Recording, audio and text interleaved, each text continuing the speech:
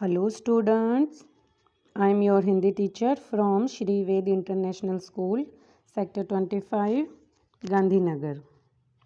आज हम लोग पढ़ने जा रहे हैं हिंदी सब्जेक्ट 4th स्टैंडर्ड के लिए।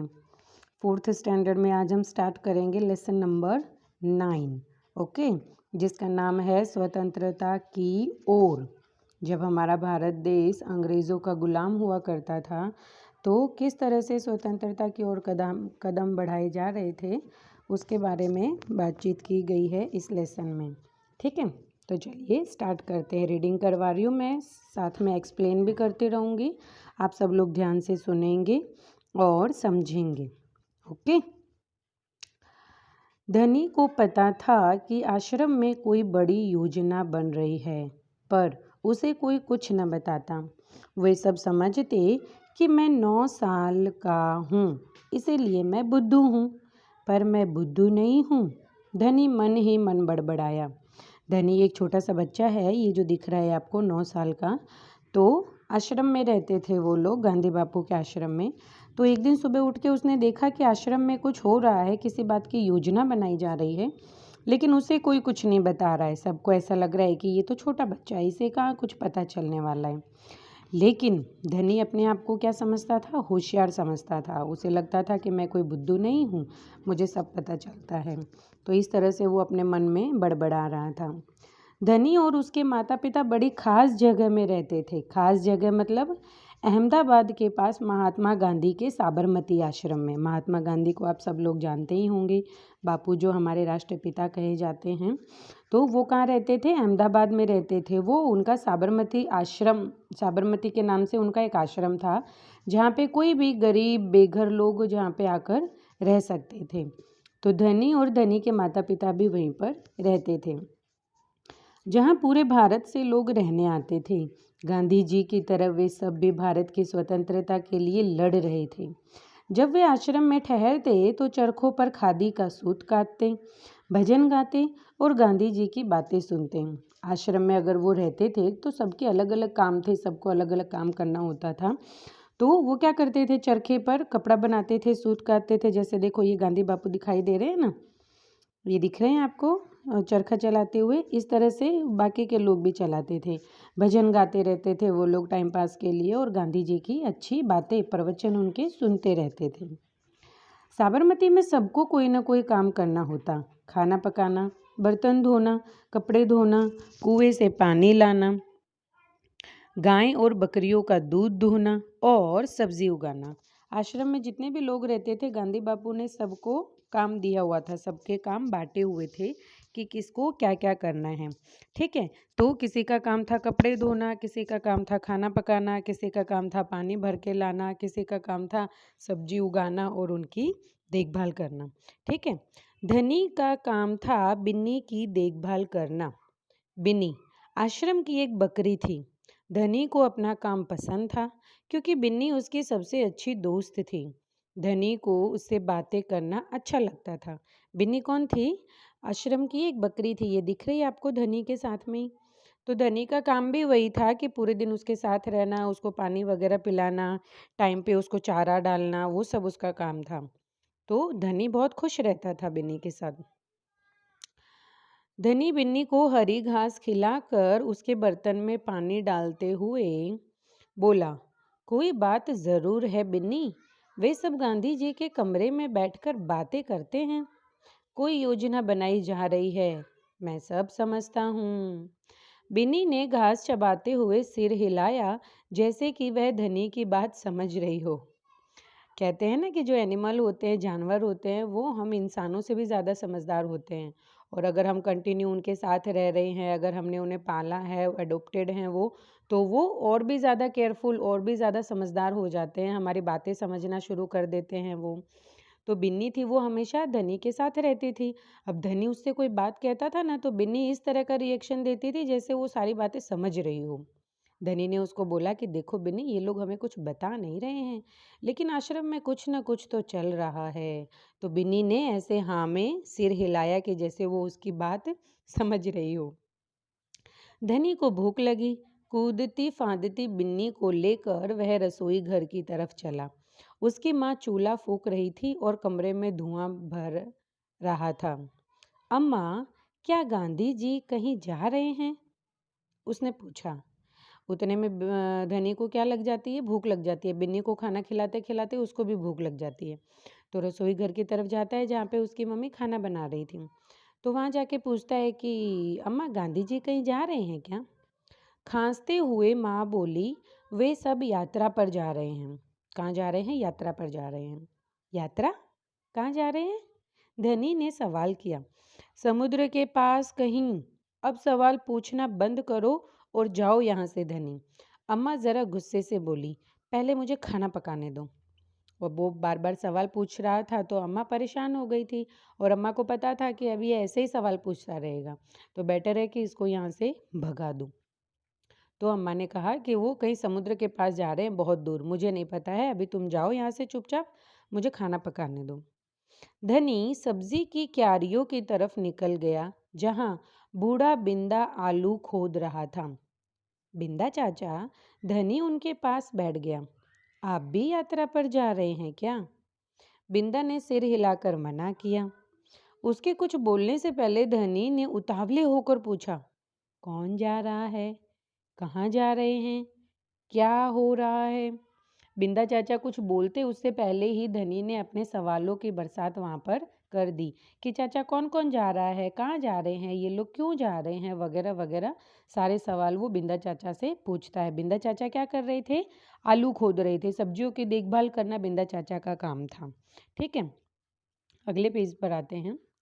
बिंदा ने खोदना रोक दिया और कहा, तुम्हारे सब सवालों के जवाब दूंगा, पर पहले इस बकरी को बांधो, मेरा सारा पालक चबा रही है। बिंदा चाचा क्या कहते हैं कि धनी, तुम जो भी पूछ रहे हो ना, मैं तुम्हारे सारे सवालों के जवाब दूंगा, लेकिन पहले तुम्हारी जो बकरी है, बिन्नी है, इसको ले जाकर बांध दो।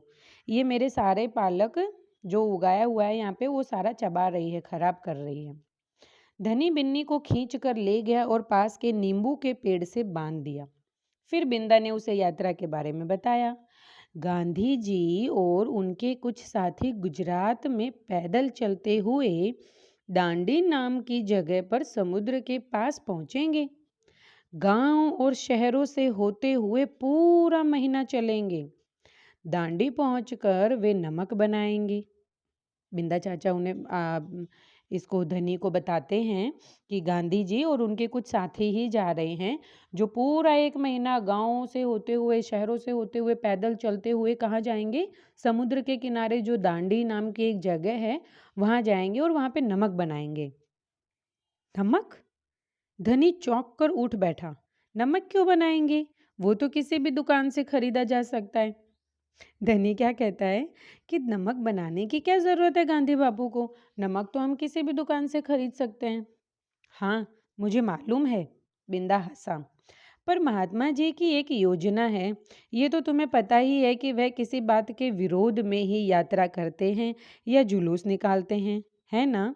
बिंदा चाचा कहते हैं कि धनी, तुम्हें अच्छी तरह पता है कि जब किसी बात का विद्रोह करना होता है, विरोध करना होता है, तो गांधी बापू क्या करते हैं? या तो यात्रा निकालते हैं, या भूख हड़ताल कर देते हैं, या जुलूस निकालते हैं। तो धनी बोलता है, हाँ बिल्कुल सही, मैं जानता हूँ। वे ब्रिटिश सरकार के खिलाफ सत्याग्रह के जुलूस निकालते हैं, जिससे कि उनके खिलाफ लड़ सके और भारत स्वतंत्र हो जाए। पर नमक को लेकर विरोध क्यों कर रहे हैं? ये तो समझदारी वाली बात नहीं है। बिल्कुल धनी, क्या तुम्हें पता है कि हमें नमक पर कर देना पड़ता है? कर, ये वाला कर मतलब जो टैक्स होता है ना, वो कर। धनी की बात सुनकर बिंदा चाचा बोलते हैं कि हाँ, तुम्हारी बात सही है। नमक के ऊपर कोई विरोध करना या उसके लिए इतनी दूर पैदल चल के जाना कोई समझदारी वाली बात नहीं है। लेकिन इसके पीछे एक बहुत बड़ा रीज़न है कि जो ब्रिटिश सरकार है वो हम भारतीयों से नमक के लिए भी क्या ले रही है? टैक्स ले रही है। उसके लिए भी हमें क्या देना पड़ रहा है? कर देना पड़ रहा है। अच्छा, धनी हैरान रह गया। नमक की ज़रूरत सभी को है। इसका मतलब है कि हर भारतवासी, गरीब से गरीब भी यह कर देता है। बिंदा चाचा ने आगे समझाया। लेकिन ये तो सरासर अन्याय है। धनी की आंखों में गुस्सा था। अब धनी को क्या हुआ, गुस्सा आया अंग्रेज़ों पर कि कैसे इतनी छोटी सी चीज़ पर वो लोग टैक्स लगा सकते हैं। नमक तो एक क्या है, बिल्कुल ही साधारण सी चीज़ है और आम ज़रूरत है सबकी। उस टाइम पे मतलब गरीब से गरीब लोग भी, जिनके पास ज़्यादा पैसे या जो ज़्यादा अमीर नहीं है, उन लोगों को भी नमक की ज़रूरत पड़ती है। गरीब और मज़दूर लोग तो नमक के साथ भी रोटी खा लेते हैं ना, ऐसे रोटी के ऊपर नमक चौपड़ के उसको गोल गोल करके वो खा लेते हैं, या मिर्ची नमक प्याज की चटनी बनाकर वो भी वो खा लेते हैं। लेकिन अगर नमक जैसी साधारण चीज़ पर भी अगर कर देना पड़ेगा, टैक्स देना पड़ेगा, तो गरीब लोग तो ऐसे ही भूखे मर जाएंगे। तो ये बात सुनकर धनी को गुस्सा आ गया। हाँ, यह अन्याय है। इतना ही नहीं, भारतीय लोगों को नमक बनाने की मनाही है। महात्मा जी ने ब्रिटिश सरकार को कर हटाने को कहा, पर उन्होंने यह बात ठुकरा दी। आगे बिंदा चाचा बताते हैं कि भारतीय लोगों को नमक बनाने की भी मनाही दे दी। जितनी भी भारत की फैक्ट्री थी नमक बनाने वाली, वो सब बंद कर दी है। ब्रिटिश सरकार से इस बारे में बात की गांधी जी ने, लेकिन वो लोग कुछ मान नहीं रहे हैं। इसीलिए लास्ट में गांधी जी ने क्या किया, यात्रा निकालने की योजना बनाई। इसीलिए उन्होंने निश्चय किया कि वे दांडी चलकर जाएंगे और समुद्र के पानी से नमक बनाएंगे। नॉर्मली नमक कहाँ से बनता है, समुद्र के पानी से। समुद्र कैसा होता है, खारा होता है ना समुद्र का पानी, तो वहीं से नमक बनता है। वहाँ पे बड़ी बड़ी मशीनें लगाई जाती है, फैक्ट्रीज बनाई जाती है, उसमें से फिर उसको फर्टिलाइज करके और मतलब अच्छे से साफ सफाई करके उसकी, और वहाँ से हमें जो है नमक मिलता है। 1 महीने तक पैदल चलेंगे, धनी सोचकर परेशान हो रहा था। गांधी जी तो थक जाएंगे, वे दांडी बस या ट्रेन से क्यों नहीं जा सकते। धनी बोलता है कि गांधी बापू इतना लंबा 1 महीने तक पैदल चलेंगे तो थक जाएंगे, तो इससे अच्छा तो वो बस में बैठकर या ट्रेन में बैठकर क्यों नहीं चले जाते हैं। क्योंकि यदि वे इस लंबी यात्रा पर दांडी तक पैदल जाएंगे तो यह खबर फैलेगी, अखबारों में फोटो छपेगी, रेडियो पर रिपोर्ट आएगी, और पूरी दुनिया के लोग यह जान जाएंगे कि हम अपनी स्वतंत्रता के लिए लड़ रहे हैं, और ब्रिटिश सरकार के लिए यह बड़ी शर्म की बात होगी। बिंदा चाचा कहते हैं कि तुम्हारी बात सही है धनी, वो और बस में बैठ के या ट्रेन में बैठकर भी जा सकते हैं दांडी, लेकिन फिर बस में या ट्रेन में बैठ के जाएंगे तो किसी को पता ही नहीं चलेगा। उससे बेटर है कि जब वो पैदल चलते चलते गांव गांव से होकर, शहर शहर से होकर पैदल चलते हुए जाएंगे, तो सबकी नज़र उन पे पड़ेगी, टीवी में आएगा, अखबार वाले छापेंगे, तो पूरे देश में ये बात फैल जाएगी, ब्रिटिश सरकार को भी पता चलेगा, तो उन्हें उनके लिए भी शर्म की बात होगी। गांधी जी बड़े ही अक्लमंद हैं, है ना। धनी की आंखें चमकी। बिंदा ने हंसकर कहा, हाँ, वो तो है ही। दोपहर को जब आश्रम में थोड़ी शांति छाई, धनी अपने पिता को ढूंढने निकला। वह एक पेड़ के नीचे बैठकर चरखा काट रहे थे। धनी के पापा के पास जाते हैं वो धनी, तो देखते हैं कि वो क्या कर रहे हैं, चरखा काट रहे हैं एक पेड़ के नीचे बैठकर। पिताजी, क्या आप और अम्मा दांडी यात्रा पर जा रहे हैं? धनी ने सीधे काम की बात पूछी। धनी सोचता है कि फालतू की इधर उधर की बातें करने का कोई मतलब नहीं है, काम की बात ही मैं डायरेक्ट पूछ लेता हूँ कि क्या आप और अम्मा भी जा रहे हो क्या यात्रा पर। मैं मैं जा रहा हूँ, तुम और अम्मा यहीं रहोगे। उसके पिता क्या कहते हैं कि सिर्फ मैं जा रहा हूँ, तुम्हें और अम्मा को तो यहीं रहना है। मैं भी आपके साथ चल रहा हूँ। बेकार की बात मत करो धनी, तुम इतना लंबा नहीं चल पाओगे, आश्रम के नौजवान ही जा रहे हैं। धनी ने हट पकड़ ली। मैं 9 साल का हूँ और आपसे तेज दौड़ सकता हूँ। धनी ने जिद कर ली कि मैं भी आपके साथ यात्रा पे चलूँगा। उसके पापा समझाते हैं उसको कि तुम इतनी लंबी यात्रा नहीं कर पाओगे, क्योंकि ये बहुत लंबा सफ़र है, जो नौजवान लोग हैं वही जा रहे हैं। तो धनी कहता है कि मैं भी 9 साल का हूँ और मैं अच्छे से तेज दौड़ सकता हूँ, आपको मेरी चिंता करने की ज़रूरत नहीं है, मैं अच्छे से चल लूँगा।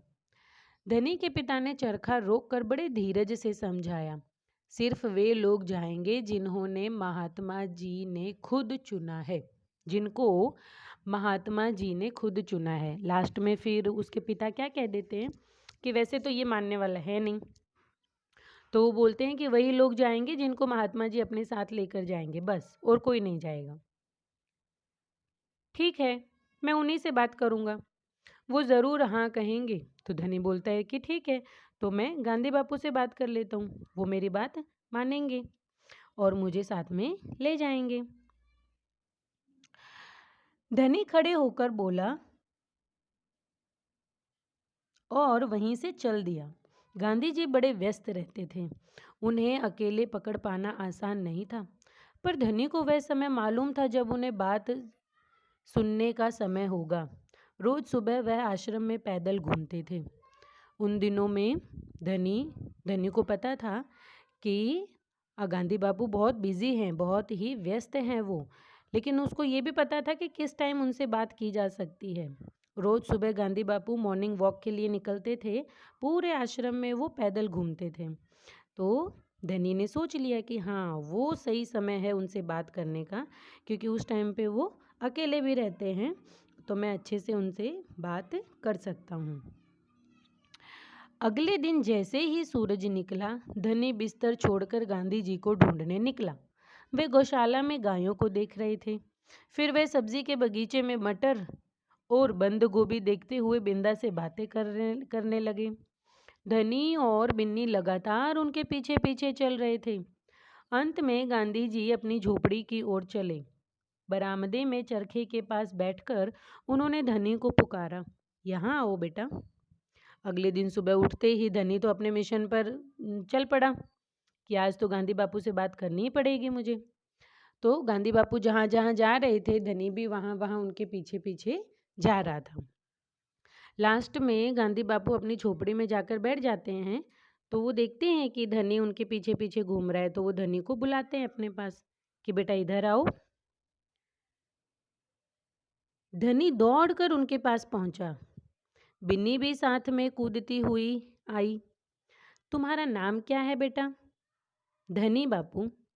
और ये तुम्हारी बकरी है? हाँ। जी हाँ, यह मेरी दोस्त बिन्नी है। बापू ने अपने पास बुलाया उसे और पूछा कि तुम्हारा नाम क्या है? तो बड़ा खुश होकर उसने बोला कि मेरा नाम धनी है। फिर बापू ने पूछा कि ये बकरी भी तुम्हारी है? तो धनी बोलता है हाँ, ये मेरी फ्रेंड है, मेरी दोस्त है बिन्नी, जिसका दूध आप रोज सुबह पीते हैं। धनी गर्व से मुस्कुराया। मैं इसकी देखभाल करता हूँ। बहुत अच्छा। गांधी जी ने हाथ हिलाकर कहा, अब ये बताओ धनी कि तुम और बिन्नी सुबह से मेरे पीछे क्यों घूम रहे हो?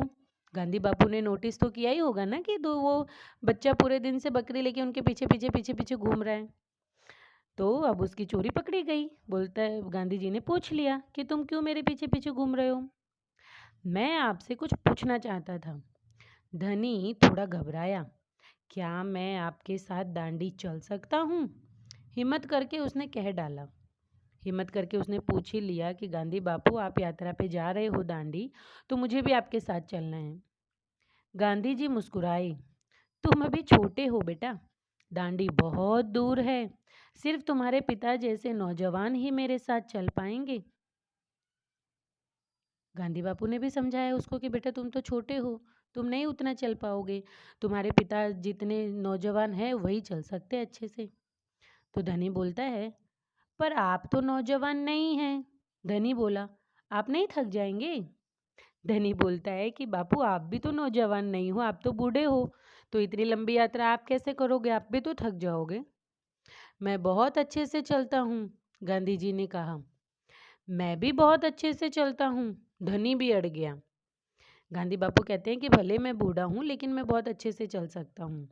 तो वहाँ पे धनी भी कहने लग गया कि भले मैं छोटा हूँ लेकिन मैं बहुत अच्छे से चल सकता हूँ। हाँ, ठीक बात है। कुछ सोचकर गांधी जी बोले, मगर एक समस्या है। अगर तुम मेरे साथ जाओगे तो बिन्नी को कौन देखेगा? गांधी बापू ने फिर कुछ आइडिया लगाया कि ऐसे तो ये बच्चा मानने वाला नहीं है। तो गांधी बापू बोलते हैं कि चलो ठीक है, अगर तुम मेरे साथ चलोगे यात्रा पर, तो जो बिन्नी है तुम्हारी दोस्त है उसकी देखभाल कौन करेगा? इतना चलने के बाद मैं तो कमज़ोर हो जाऊंगा, इसीलिए जब मैं वापस आऊंगा तो मुझे खूब सारा दूध पीना पड़ेगा, जिससे कि मेरी ताकत लौट आए। गांधी बापू कहते हैं कि तुम्हारी बकरी का दूध पीता हूँ इसीलिए तो मैं इतना स्ट्रांग हूँ, और जब मैं वापस आ जाऊँगा तो मैं कितना थक जाऊँगा इतनी लंबी यात्रा करके, तो मुझे तो बहुत सारे दूध की ज़रूरत पड़ेगी। ये बात तो ठीक है। बिन्नी तभी खाती है जब मैं उसे खिलाता हूँ। धनी ने प्यार से बिन्नी का सिर सहलाया। और सिर्फ मैं जानता हूँ कि इसे क्या पसंद है। अब बकरी है तो वो घास ही खाएगी ना, और क्या पसंद होगा उसको। लेकिन धनी क्या कर रहा था, अपनी मतलब अपनी और बिन्नी के बारे में वो बड़ाई कर रहा था कि हाँ, बिन्नी का और मेरा रिलेशन ऐसा है कि जब तक मैं उसे नहीं खिलाता हूँ तब तक वो खाती ही नहीं है। बिल्कुल सही। तो क्या तुम आश्रम में रहकर मेरे लिए बिन्नी की देखभाल करोगे? गांधी जी प्यार से बोले। जी हाँ, करूँगा। धनी बोला। बिन्नी और मैं आपका इंतज़ार करेंगे। ऐसा कहकर गांधी जी ने उसको समझा लिया, मना लिया। वरना तो धनी क्या था, यात्रा पे जाने के लिए हट कर रहा था। फिर धनी बोलता है कि ठीक है, आप यात्रा पर जाकर आओ, मैं और बिन्नी यहाँ आश्रम में ही आपका इंतज़ार करेंगे। ठीक है, समझ में आया? तो ये था हमारा 9 नंबर का लेसन, स्वतंत्रता की ओर। बहुत सारे सत्याग्रह, बहुत सारे आंदोलन, बहुत सारी यात्राएं गांधी बापू ने की थी हमारे देश को आज़ादी दिलवाने के लिए, हमारे देश को स्वतंत्र करवाने के लिए, है ना। जिसकी वजह से आज भी हम गांधी बापू को जानते हैं, उनको पूजते हैं, उनको राष्ट्रपिता का दर्जा मिला है, क्योंकि भारत को स्वतंत्रता दिलवाने में बहुत बड़ा हाथ रहा है उनका। गांधी बापू जो थे वो क्या थे, अहिंसा के पुजारी थे, कि चुपचाप जो काम हो सकता है उस काम में हमें मार पिटाई या मार धाड़ करना नहीं है, हिंसा करनी नहीं है।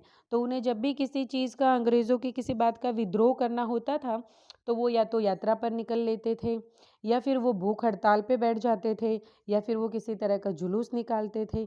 इस तरह से वो अपने देश को स्वतंत्र करवाने के लिए दिन रात अड़े रहते थे। और लास्ट में 15 अगस्त सन 1947 को उन्होंने हमारे भारत देश को आज़ाद करवा दिया। ठीक है, तो 9 नंबर का चैप्टर हमारा यहाँ पे एक्सप्लेनेशन ख़त्म होता है। 1 पेज कॉपी राइटिंग आप उसका होमवर्क में कर लेंगे। ओके, धन्यवाद।